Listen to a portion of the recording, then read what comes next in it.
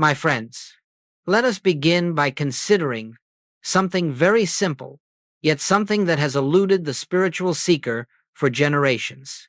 Every day, millions approach God with sincerity, with longing, with deep yearning in the heart, and yet, for all their earnest prayers, very little in their inner life changes. They ask, they plead, they wait for God to move, and sooner or later they come to believe that God is either slow, silent, or withholding.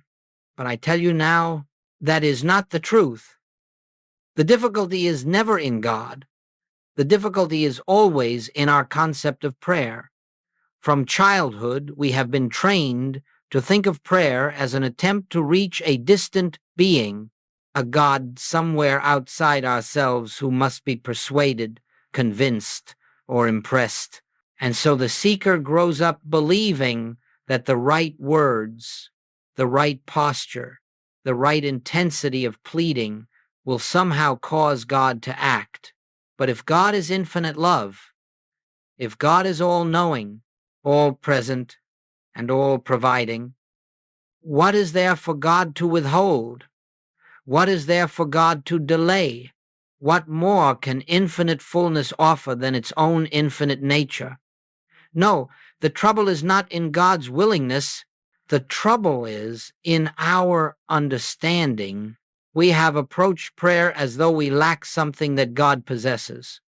We have prayed as though God is over there and we are over here. And the purpose of prayer is to bridge that distance. But listen carefully now. There is no distance to bridge. There is no separation to overcome. God is not afar off, waiting for your cry. God is the very life of your being, the presence within you, the consciousness by which you know you exist. When we pray as though God is absent, we reinforce the illusion of absence. When we pray as though God must be convinced, we strengthen the belief that God is reluctant. When we pray as though we are sinners trying to secure a touch of holiness, we deepen the dream that we are something other than the offspring of the infinite.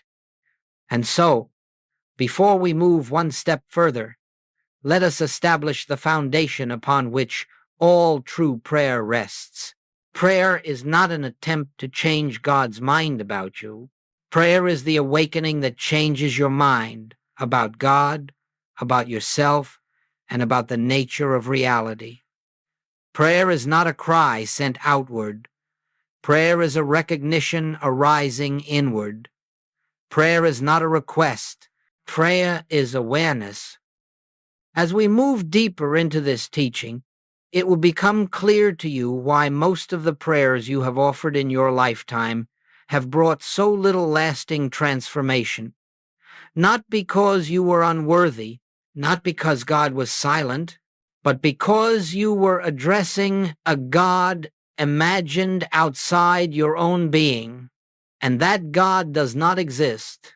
There is only one God, and that God is the living presence within the source, the life, the consciousness of your very existence. As long as you pray to a God apart, you remain in the illusion of separation. But the moment you recognize the presence within, prayer becomes communion, and communion becomes realization. This is the secret that transforms the entire spiritual life. And it begins simply by acknowledging, I am not praying to bring God nearer. God is already here. That is our starting point for everything that follows. Now let us look more closely at the form of prayer. Most of the world has practiced what I call begging prayer. You know this prayer well. It is the prayer that pleads, God, please help me. God, please fix this. God, please give me. And it seems sincere, it seems humble, but its very foundation is built upon a false premise. And therefore the results it produces are limited, uncertain, and temporary. When you pray as a beggar, you are proclaiming without realizing it that you are separated from God You are declaring that God has something you do not have, that God is somewhere you are not, that God must be convinced to act, to intervene, to remember you. But how can you convince infinite love to love? How can you persuade omnipresence to be present? How can you bargain with the life that is already breathing you, sustaining you, expressing as you, my friends? Begging God does not work, because there is no God who withholds anything. There is no God who sits in judgment, deciding when and to whom blessings shall flow. The very nature of infinite good is perpetual, eternal giving, unceasing, unbroken, uninterrupted.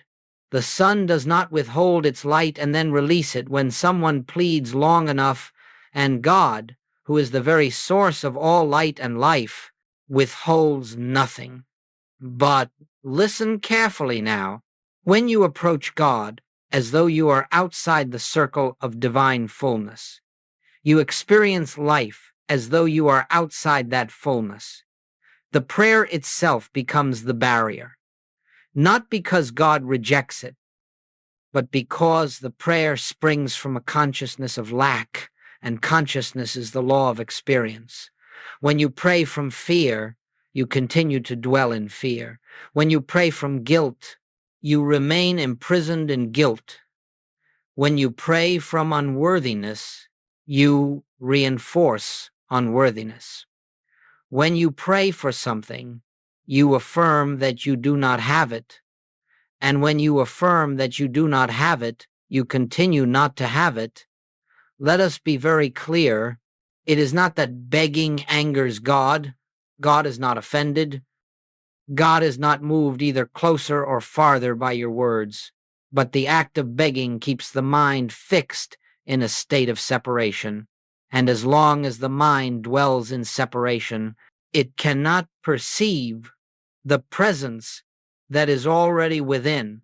This is why begging produces such little transformation.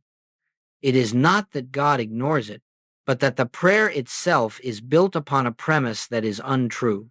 It asks the infinite to become more infinite. It asks completeness to become more complete. It asks presence to draw near. It asks love to become loving. And so, my friends, the issue has never been God's willingness. The issue has always been the consciousness from which we pray. Begging is the voice of a mind blind to its own divine origin. Recognition is the voice of a mind awakening to truth. When you understand this, you realize that the failure of begging prayer is not a spiritual disappointment, it is a spiritual opportunity. It invites you to step out of the illusion that God stands apart from you. It calls you to discover a deeper form of prayer, a higher dimension of communion, in which you no longer seek God as though God were missing, but recognize God as the very life and identity of your own being. In a few moments, we will explore that recognition.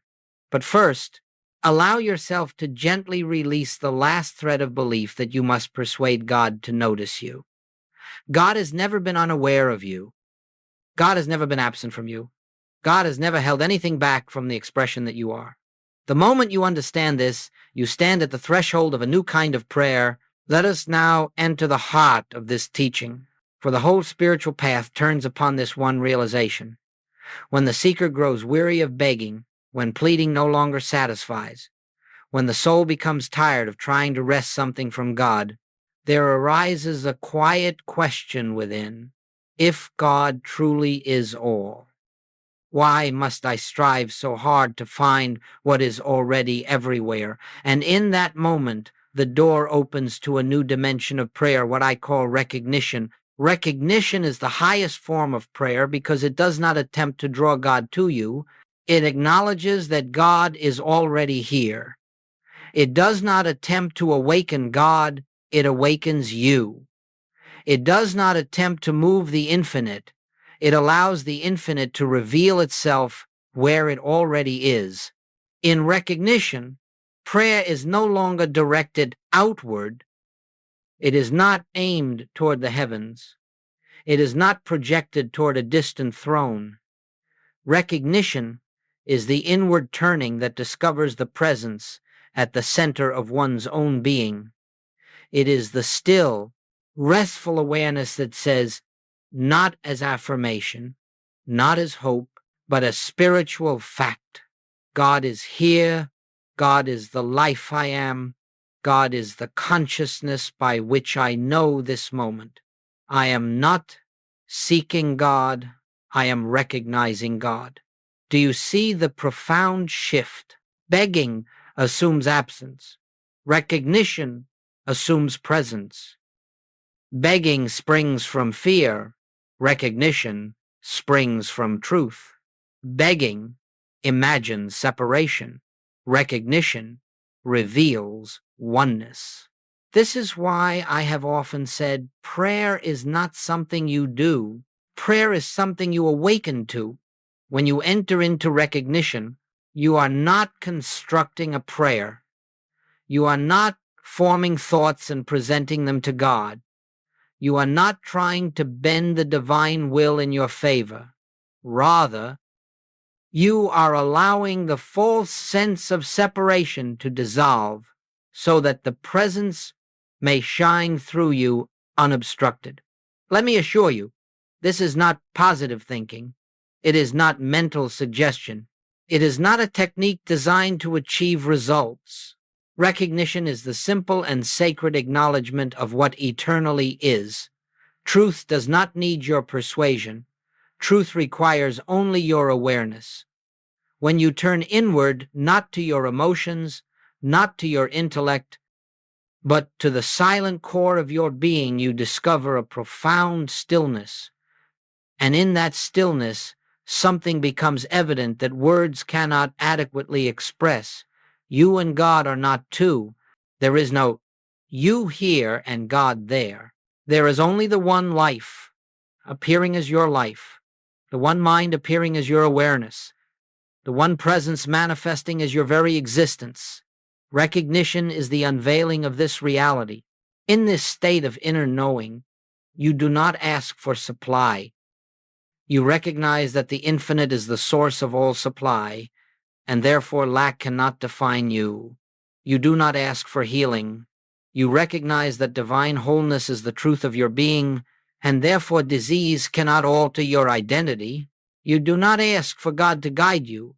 You recognize that infinite intelligence is the mind by which you know truth, and therefore direction flows naturally. Recognition changes everything, not because God becomes more present, but because you have become more aware of the presence that never left. And the moment you touch this awareness, prayer ceases to be an effort. Prayer becomes communion, and communion becomes realization. My friends, once you taste recognition, you will never again be satisfied with pleading. You will never again feel compelled to convince God to act on your behalf. Instead, you will rest deeply, quietly, confidently in the truth that God is the silent reality of your own being, and that all good flows from that realization. This is the turning point. From this moment forward, prayer is no longer an attempt to reach God. Prayer becomes the discovery that God has been the substance of your own life all along.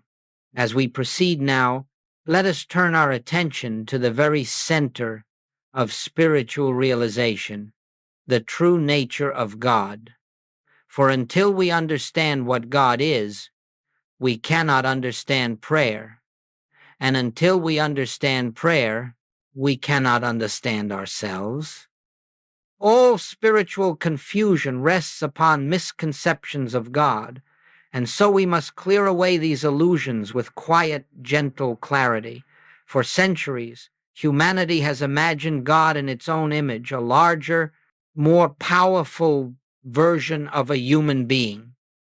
A God who approves, who disapproves, a God who rewards and withholds, a God who comes and goes, a God who judges, reacts, responds in time.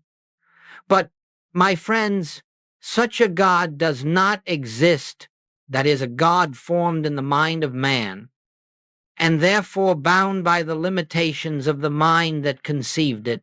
Let us set aside, once and for all, the notion of a God who resembles a magnified human personality. God is not a person. God is not a superhuman. God is not an object in space, nor a force that moves at intervals. God is infinite presence, unbounded, unconfined, indivisible. God is the very essence of life, the substance of being, the intelligence that animates all existence. When we say God is infinite, we mean exactly that. Infinity has no edges, no borders, no boundaries. Infinity cannot be contained in a location. Infinity does not begin in one place and end in another. Therefore, the very idea of God being over there, while you are over here, is impossible. Infinity cannot be absent from any point in its own being. This is the great truth. Where you are, God is, because God fills all space with its own presence. You cannot step outside of infinity. You cannot enter where it is not. You cannot draw it nearer because it has never been far. You cannot call it to you because it has never ceased to abide within you. Consider the nature of light. Light needs no permission to shine. It needs no command to radiate. It is the nature of light to reveal itself, to fill whatever space it touches. But even the brilliance of sunlight is only a faint illustration of the nature of God, for God is not merely light, it is the very source of all light, the life within all life, the wisdom within all intelligence. If God is infinite presence, then God cannot withhold infinity, cannot diminish itself. Infinity cannot restrict itself. Infinity cannot reduce its nature to favor one and exclude another. The very thought that God might withhold good, delay good, ration good, or allocate good is spiritually impossible. The infinite cannot be partial. The infinite cannot be selective. The infinite is the fullness of good, pouring itself forth endlessly. This understanding shatters the foundation of fear, for if God is truly infinite good, then good is not something you must convince God to release. Good is the nature of reality itself. It is the atmosphere in which your being exists. And every fear, every lack, every shadow is merely the mind's temporary blindness to that reality. When you pray to a God you imagine must be persuaded, you are praying to an illusion. But when you rest in the awareness of God as infinite presence, always expressing itself as your very life, you are dwelling in truth, and truth reveals itself in peace. Let this become clear within you. God is not something to be attained. God is something to be recognized, not because God is absent, but because we have been asleep. The infinite cannot come to you. It is already here. The eternal cannot begin for you. It already is. The divine cannot improve toward you. It is perfect now.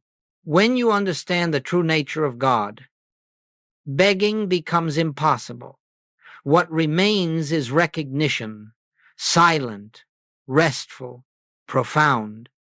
And in that recognition, your entire relationship with prayer changes, because your entire understanding of God changes.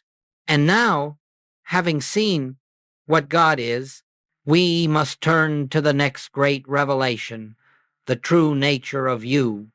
And now, my friends, having paused to consider the true nature of God, we must turn to the second half of the great equation, the true nature of you. For if you hold a mistaken concept of God, your spiritual life will be filled with confusion. But if you hold a mistaken concept of yourself, your spiritual life will be filled with struggle. It is only when both are seen clearly that prayer becomes a living communion and not an act of desperation. Let me say something that may startle you at first, yet will feel strangely familiar the moment it settles into your heart. You are not a sinner seeking God's approval. You are God's spiritual offspring, expressing the very nature of the infinite. Not someday, not after repentance, not after improvement, not after spiritual achievement. Now, as you sit here, as you breathe, as you listen, your true identity is not the personality you have cultivated nor the story you have lived. Your true identity is not your successes or your failures, your virtues or your mistakes. These are experiences in time, but they are not the essence of your being. They come and they go, but the reality of you remains unchanged.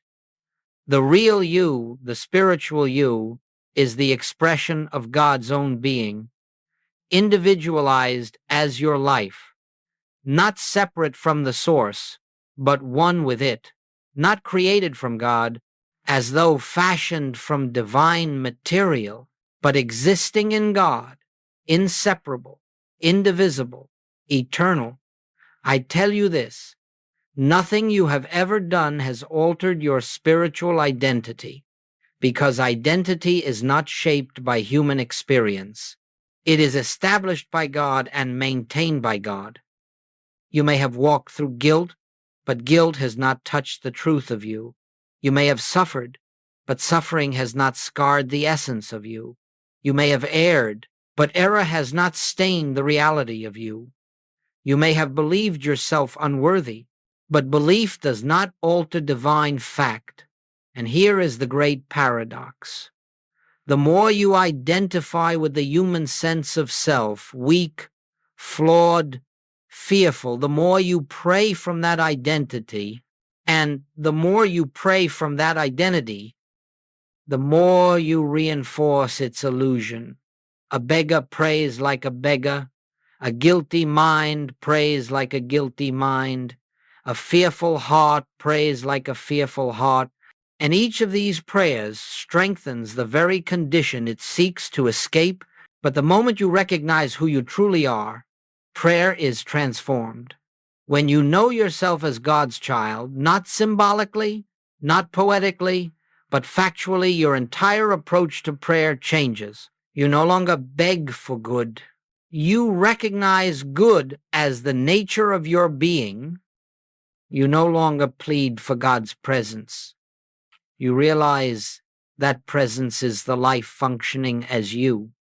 You no longer attempt to earn love. You awaken to the truth that love is the fabric of your identity. This is why Jesus said, "The kingdom of God is within you." He did not mean it metaphorically.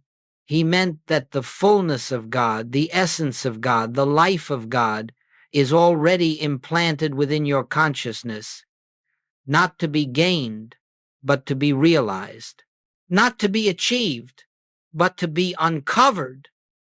The spiritual life is not the effort to become something other than what you are.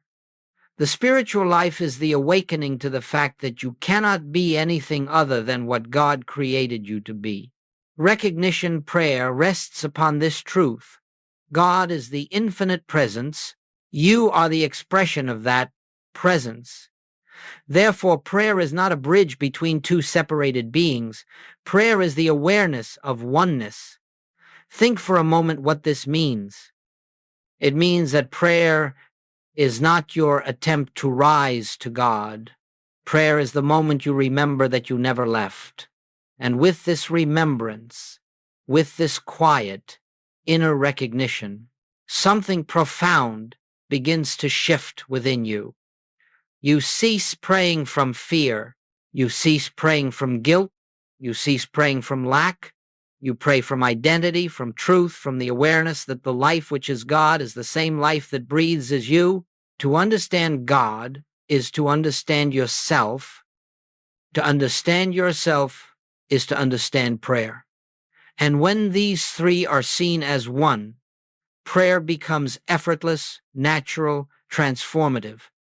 Now that we have seen who you truly are, we can move even deeper into the heart of this teaching, how recognition prayer works.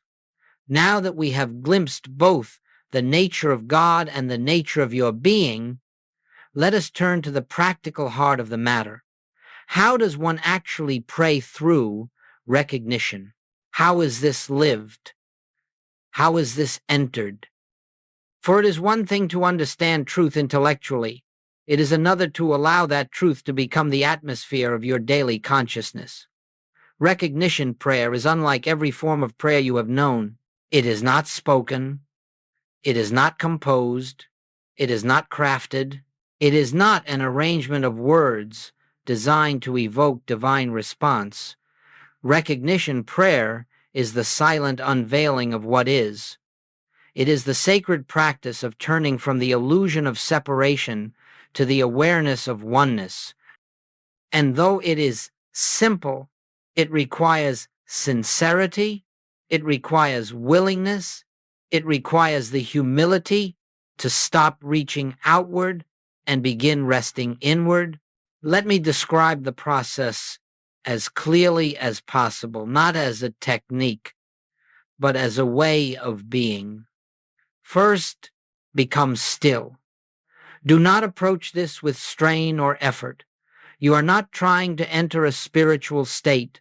You are allowing the mind to quiet its frantic motion so that what is already present may reveal itself.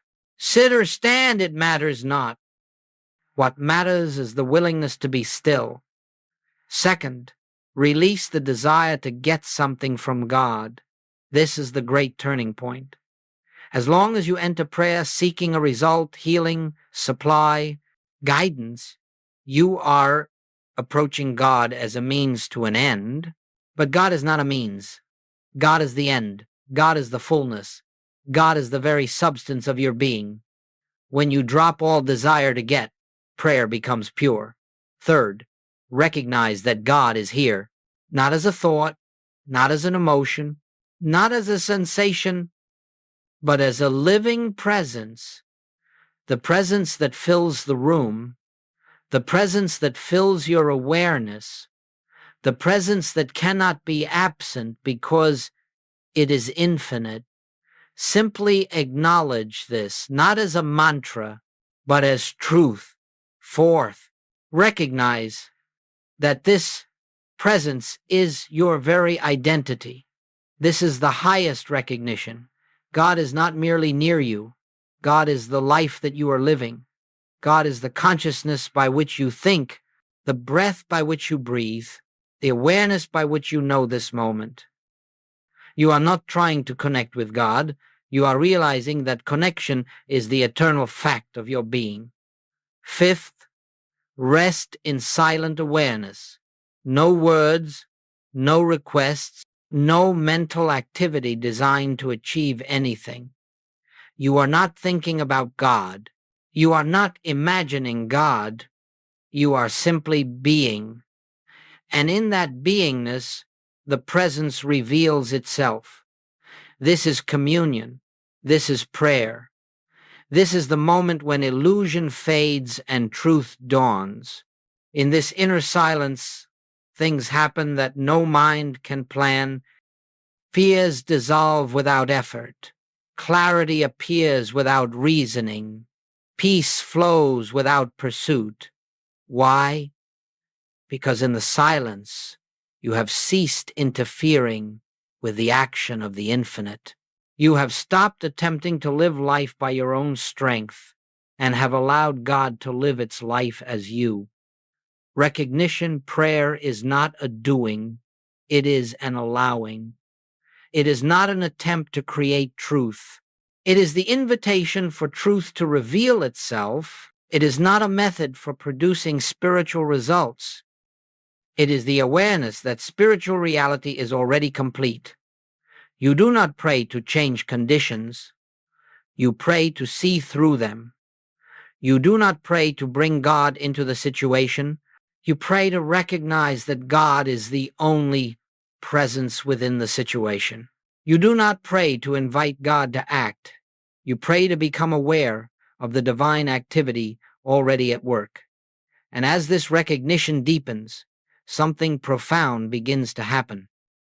Conditions that once seemed immovable begin to shift, not because God finally heard you, but because your consciousness opened to the truth that had been present all along. This is the secret of recognition prayer.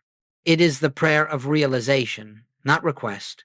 It is the prayer of identity, not effort.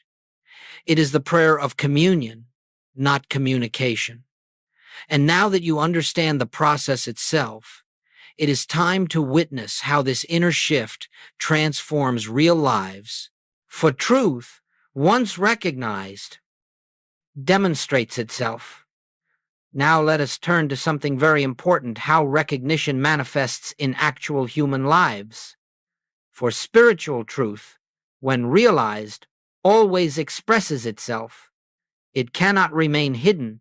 It cannot remain theoretical.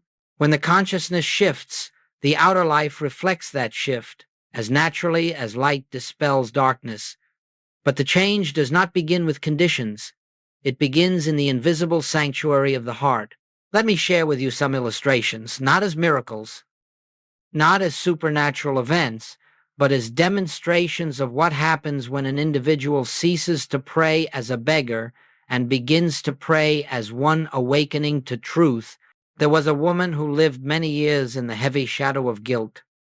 She had made decisions she deeply regretted, and for nearly 15 years she prayed the only way she knew, begging God for forgiveness, pleading for relief from the burden she carried.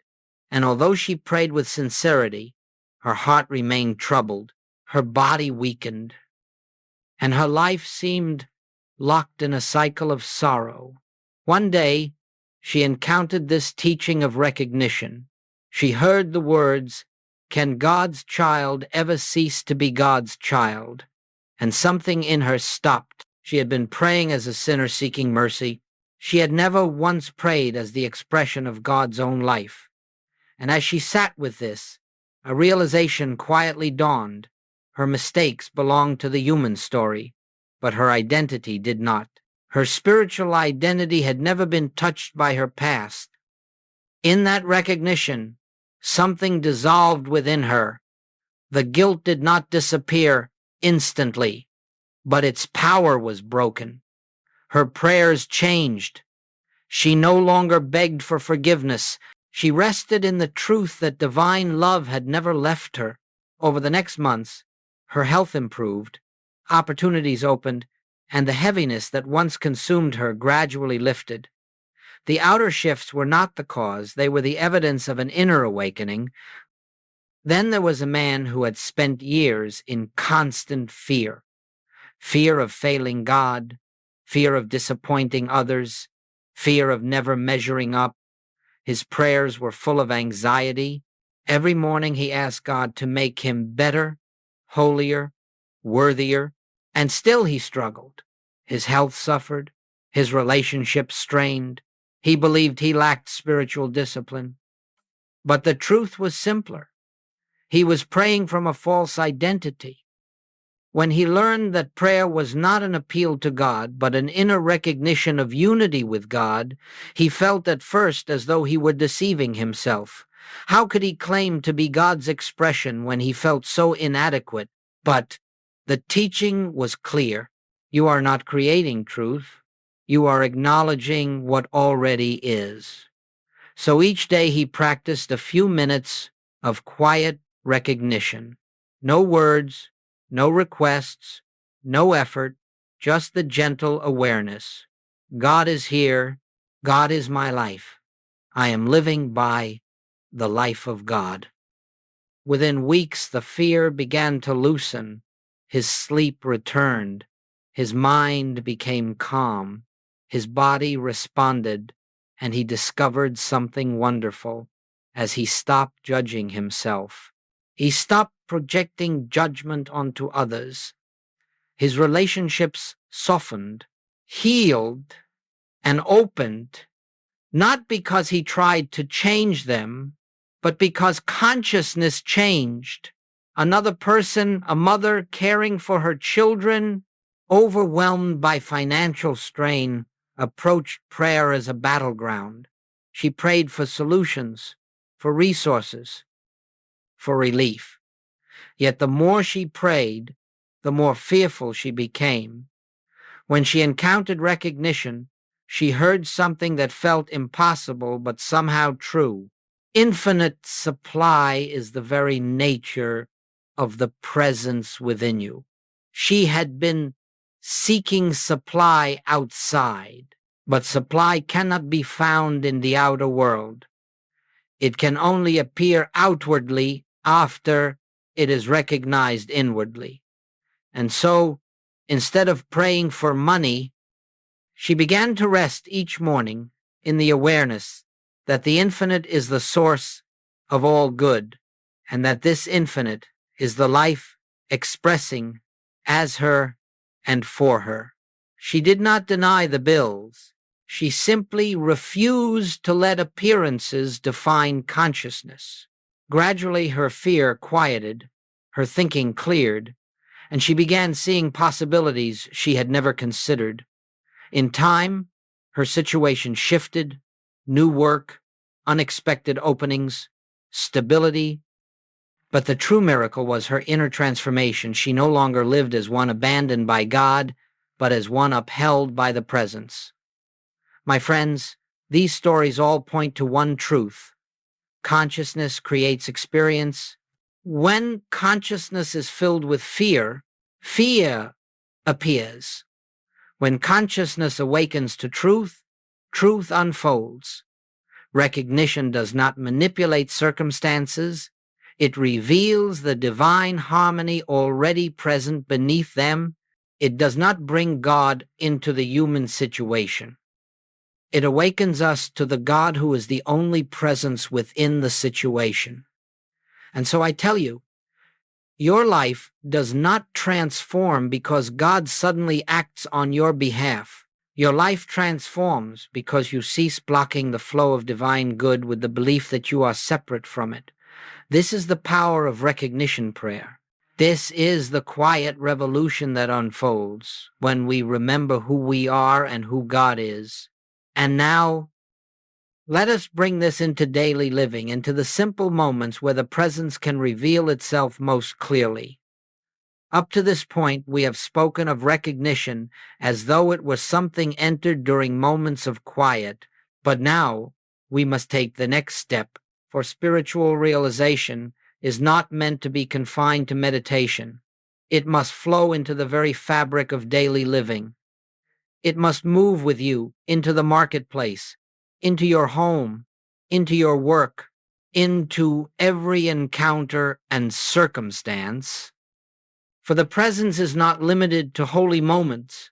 The presence is the very substance of life itself.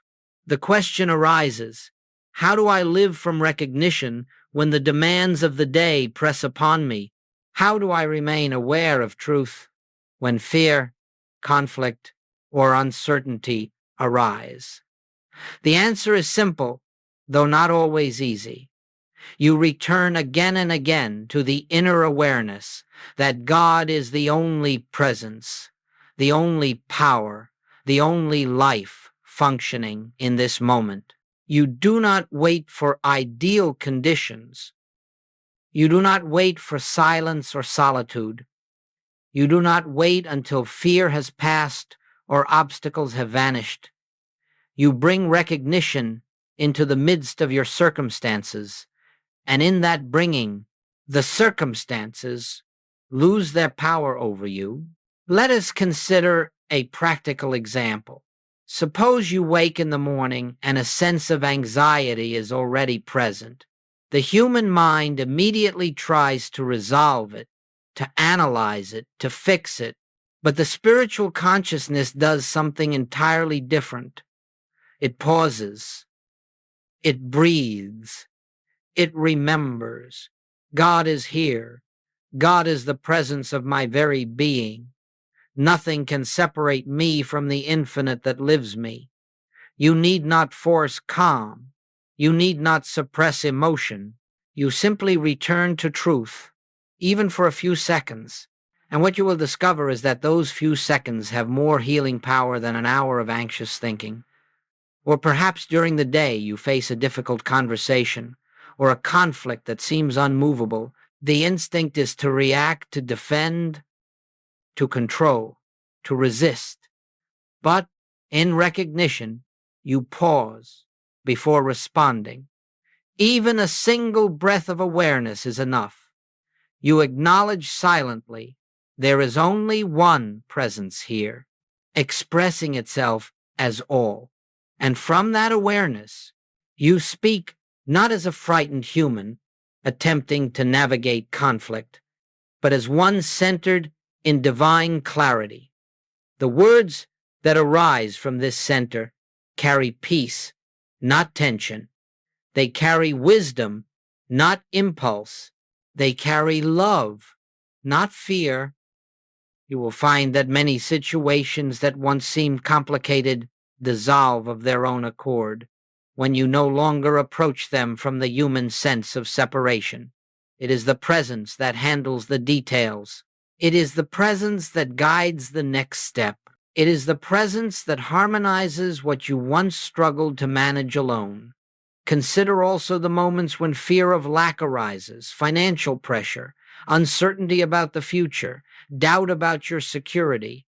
Instead of asking God to provide, you return inward and recognize God is the infinite source of all supply, and this source is the life expressing as me. You do not deny the appearance, you simply refuse to let the appearance define your consciousness. And as consciousness stabilizes in truth, the outward situation responds, not magically, not by bypassing natural order, but through the natural unfolding of clarity, opportunity, and right action. This is what it means to live. Recognition. You do not wait for trouble to pass. You do not wait for external reassurance. You do not wait for conditions to improve before remembering truth. You remember truth in the midst of whatever arises. Each time you turn inward, even for a moment, you shift the axis of your life from human effort to divine flow. And as this becomes habitual, something beautiful occurs.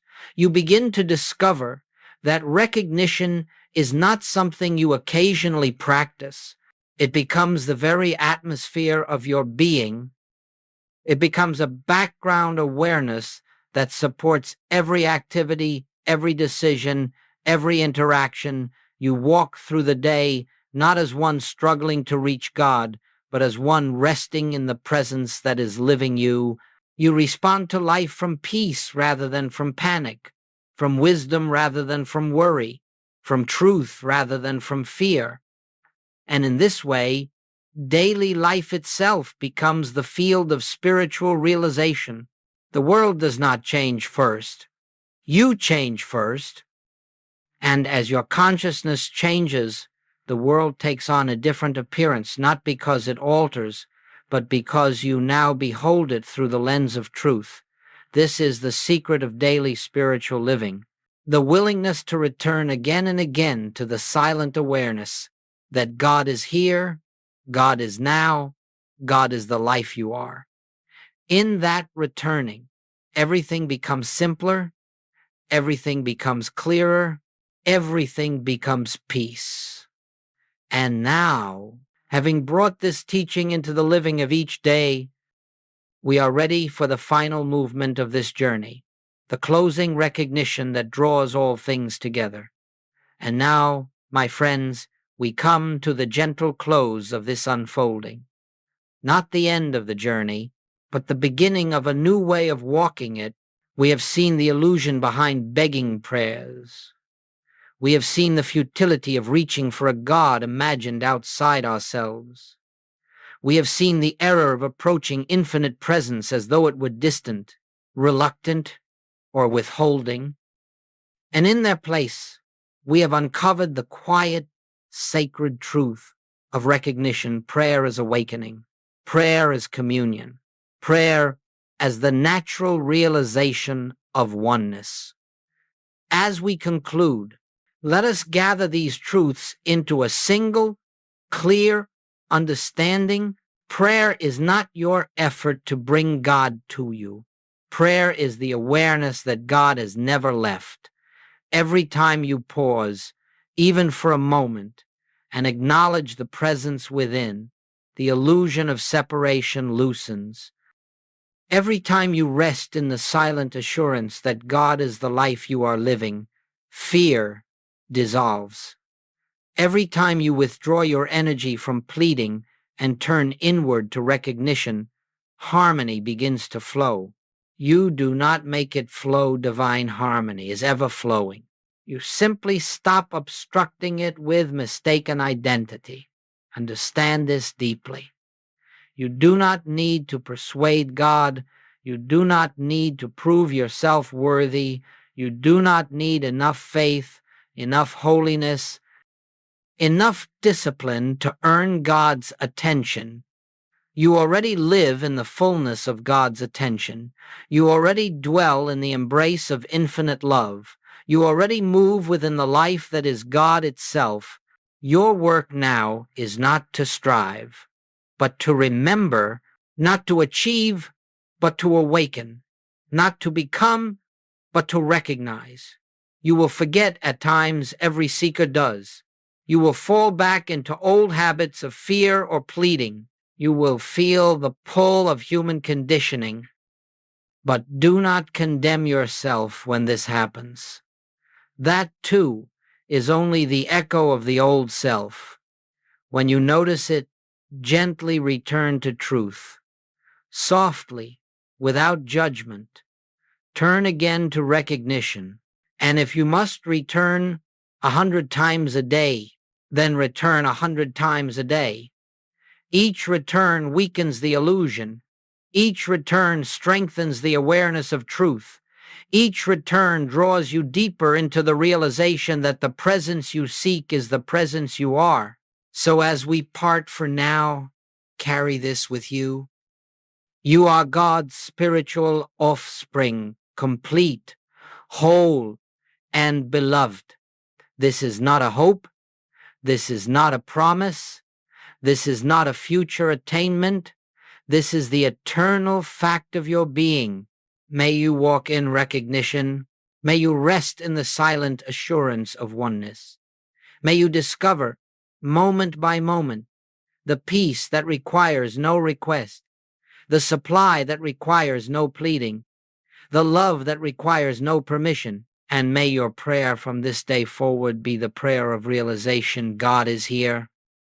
God is the life I am. Nothing can separate me from the infinite that lives me. With this awareness, you are free.